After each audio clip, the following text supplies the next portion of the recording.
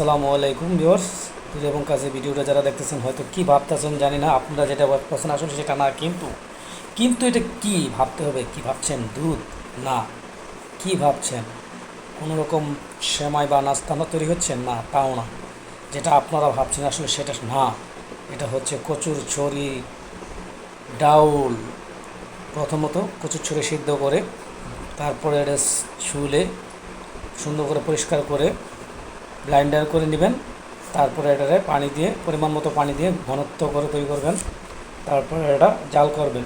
জালের সাথে আপনি হলুদের গুঁড়া পরিমাণ মতো, তারপর ধনিয়ার গুঁড়া, জিরার ফাঁকি, আদা রসুন বাটা, কাঁচামরিচ, পেঁয়াজ কাঁচা হালকা পরিমাণ দিবেন। তারপরে জাল করতে থাকবেন।